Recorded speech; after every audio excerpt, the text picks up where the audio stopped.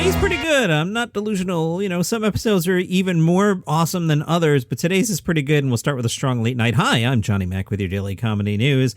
A judge ruled this week that Donald J. Trump cannot prevent the release of files related to the Capitol attack, saying of Trump that presidents are not kings and plaintiff is not president. Stephen Colbert said, "Damn, I have not seen such a brutal attack on an elected official since January 6th. Let's just go home now." That joke is awesome. Kimmel, the last time Trump got a spanking like that was with a copy of Forbes magazine by Stormy Daniels. All right, maybe we should stay. Colbert, that's the worst denial for the former president since any time he tried to hold his wife's hand. These are good. Kimmel, now Trump's legal team is going to have to figure out what to obstruct next. At this point, Trump's lawyers are like the losingest team in history of any team ever. More than the Clippers, more than the Lions, more than the Washington Generals, and the Globetrotters beat them like 5,000 games in a row. Seth, you think anybody ever took notes in a meeting with Trump? When they finally subpoena those notepads, they're going to be filled with random doodles and inscrutable comments like, ingest bleach maybe? And there's no way Trump himself ever wrote anything down. He never wrote any of his own books. They were ghostwritten, which I'm sure Trump took literally. I didn't write it, a ghost did. And I was pretty disappointed when I met the ghost. They said, "Donald, we're getting you a ghostwriter." And I was hoping for a Slimer or even better, a Patrick Swayze. Switching topics. Stephen Colbert, the NFL fined Aaron Rodgers and the Packers for violating COVID-19 protocols. Now that COVID protocols are being enforced, can we get back to safely enjoying the beautiful game of 300-pound men crushing each other's spines like a sleeve of Ritz crackers? Rodgers attended a Halloween party despite being unvaccinated, for which the NFL fined him $14,650, which sounds like a lot of money, but it's the equivalent of fining an average American $33.80 or one beer at a Packers game. Kimmel said, just to put that in perspective, CeeDee Lamb of the Cowboys was fined more than $15,000 for having an untucked jersey. So once again, the league's priorities are in perfect order.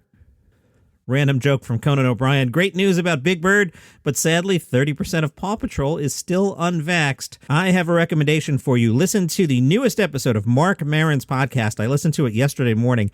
It is fantastic. The topic is cancel culture, and Marin has a guest who walks us through the history of cancel culture. Comedians have been saying since at least 1903 that they can't say anything anymore, and comedy's just going to die. And he walks through the entire history of it. Marin has some opinions on, your comedy should evolve. He's very open about some things he did in his own routines in the past that he no longer does and why he has adjusted his material.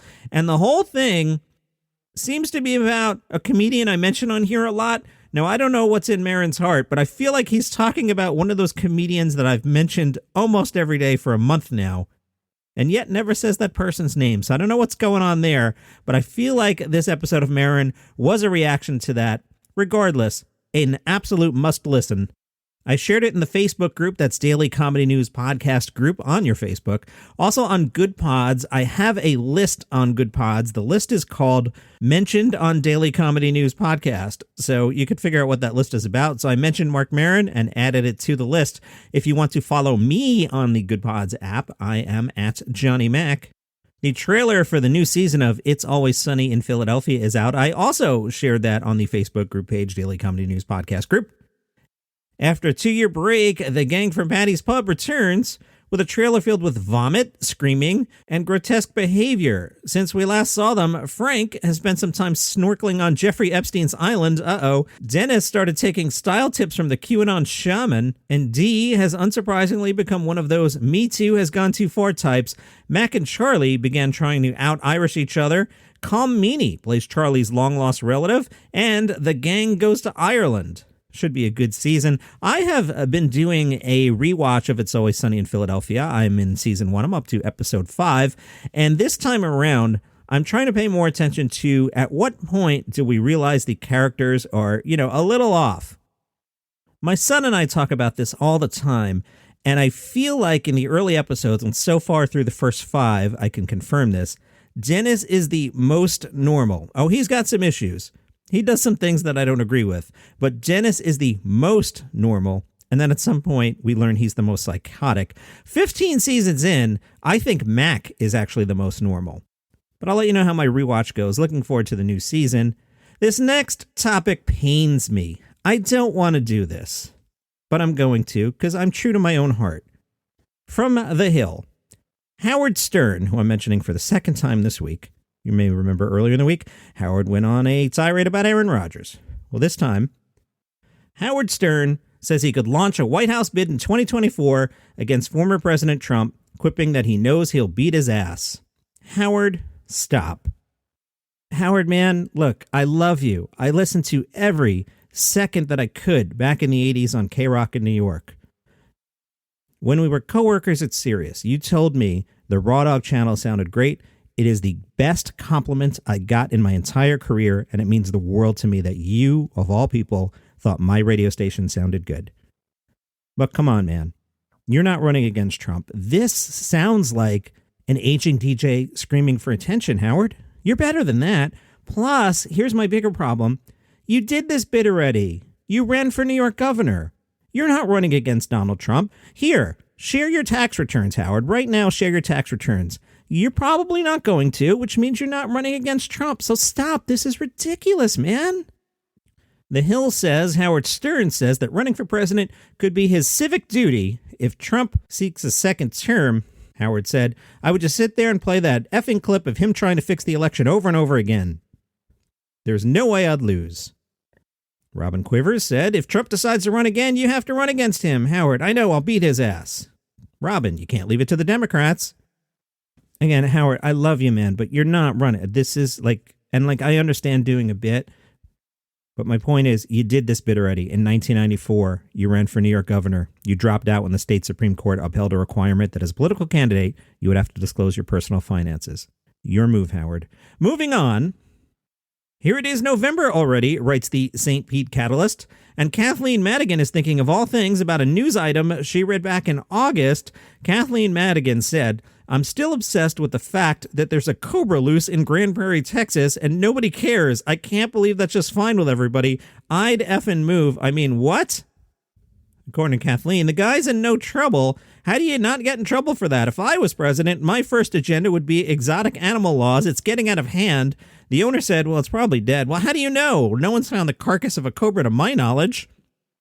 And speaking of animals, a duck ran the New York City Marathon. If you know me, I like to talk about the time I ran the New York City Marathon. It's 9 years ago now. I need to do it again or shut the hell up. The reason I have been running is I have a torn meniscus and my knee bothers me if I run at length. But I'm out of excuses because the AV Club tells us last Sunday, as runners from around the world arrived in New York City to run the famous marathon, they've been outshined by a duck wearing little red duck shoes. I shared this video as well on the Daily Comedy News Facebook group page. Wrinkle the Duck is a white duck, and you will see the duck running the race with the humans and probably faster than I am. Newsweek believes Wrinkle didn't finish the race as no official time was posted for her online. So I don't know. Bring it, duck. I finished the race 5 hours, 13 minutes. If you can beat that, ducky, bring it on. If you enjoy what I do here, you can go to buymeacoffee.com/Daily Comedy News. You can throw a couple bucks in the tip jar. Suggested amount, $5. Although, as I've said in the past, if Howard Stern wants to throw $100 million in the tip jar, I'll take your money, Howard, and I'll pay the taxes on it, and I'll share my financials. Your move, Howard. I want to thank Sajabo, who bought me a large iced coffee. I woke up to that yesterday morning as I was writing the show, and I'm like, oh, cool, a large iced coffee. And I had one in my hand. It was a large iced coffee with caramel and milk, but this morning's large iced coffee brought to you by Sajabo. Hope I'm pronouncing that right. Correct me if I'm wrong. You know how to hit me up. Thank you so much for the large iced coffee. Again, buymeacoffee.com/Daily Comedy News. Sajabo wrote, England contains exactly one country, England. Thank you for all you do. Now that comment there is a callback to Trivia Night. If you listen every day, you know my buddy Glenn and I, we go to trivia. And a week ago, we were robbed when the trivia master asked the question, and pay attention to the phrasing, how many countries are there in England? We answered 1, England. And the trivia master awarded the points to 4. And according to the trivia master, the answer, England, Scotland, Ireland, Northern Ireland. Now, had the trivia master asked how many countries in the United Kingdom, I would have nailed it. As I nailed the question that was asked, how many countries are there in England? The answer, of course, 1, England. But anyway, I moved on. I definitely did not enter our team name this week as England is only one country, because that would have been hostile, and I'm just there to have a beer with Glenn. We did okay this week. We finished in 6th place. Here was the issue. There was an entire round about music, but it was music for like 25-year-olds. And we're sitting there and like, I don't know, Ed Sheeran, Drake, I don't know. Can you ask some questions about, I don't know, the Police or U2? So we only finished in 6th because we had that one bad round. Now, speaking of England, being exactly one country, England, today's Daily Comedy News brought to you by Palace Intrigue. I'm the writer on that. It's the podcast about the royal family. And whoa, are you paying attention to this stuff this week? Harry said he told the guy that runs Twitter back in January, hey, there's going to be a coup tomorrow. Why are we only finding out about this in November? And Harry, why didn't you, go on Oprah on January 5th and share this information? What is going on? So on Palace Intrigue, we're getting into all that. Plus, there's this whole sidebar with Meghan Markle and then her brother, Thomas Markle Jr. He's on Big Brother Australia, and he likes press, so he says bad things about Meghan every day. Oh, it's so much fun. Palace Intrigue, wherever you get your shows. If you enjoy The Crown, you'll enjoy this podcast.